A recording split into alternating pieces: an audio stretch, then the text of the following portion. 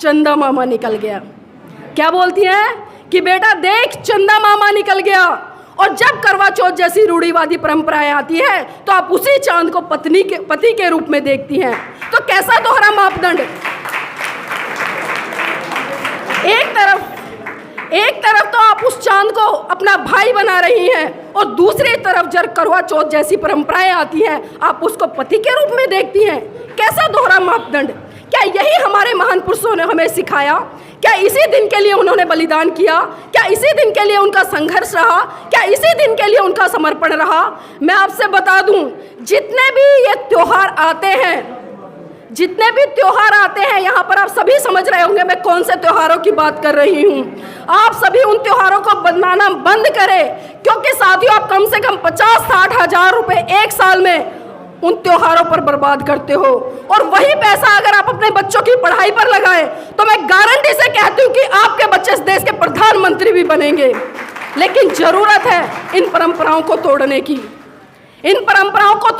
और एक बार तोड़ कर देखो इस करवा चौथ की परंपरा को। देखती हूँ आपके पति मरते हैं नहीं मरते। मेरी शादी हो गई है, 12 साल हो गए हैं, मेरे पति भी यहाँ पर मौजूद है, आज तक बुखार नहीं होता, सच कह रही हूँ।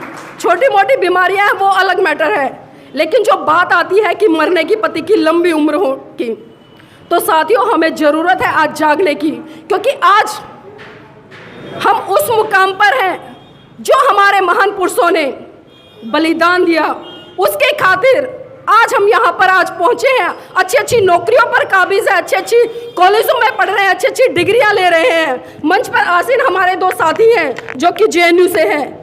ये अधिकार किसने दिलाया इनको? किसने दिलाया?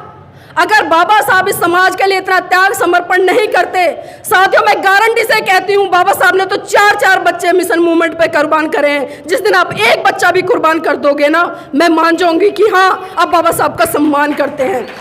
लेकिन हम दोगलापन दिखाते हैं, हम सिर्फ दोगलापन दिखाते हैं, दोगली बातें करते हैं। हम बात करते हैं मिशन मूवमेंट की, लेकिन जैसे ही घर में घुसते हैं तो वहां पर घंटियां बजती हैं।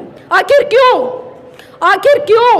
अगर हम सभी आज यहाँ पर बैठे हैं, इतने स्वतंत्र रूप से अपनी बातों को रख पा रहे हैं, तो ये सिर्फ हमारे महान पुरुषों के बलिदान के कारण हो पाया है। तो हमारा सच्चा सम्मान तभी हो पाएगा और सच्ची श्रद्धांजलि हमारे महान पुरुषों को तभी हो पाएगी जब हम उनके बताए हुए बातों को फॉलो करेंगे और उनको फॉलो कर अपने व्यवहार में उतारेंगे, और व्यवहार में उतार कर अपने जीवन के साथ साथ अपने समाज के से जुड़े हुए सभी साथियों का, इस राष्ट्र का, इस देश। जुबान में अजीब शक्ति होती है। जहाँ कड़वा बोलने वाले का शहद भी नहीं बिकता, वहाँ मीठा बोलने वाले की मिर्च भी बिक जाती है।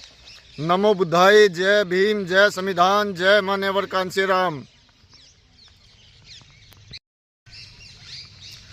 रास्ते के कांटे कठिनाइयाँ ही हमें मजबूत बनाते हैं।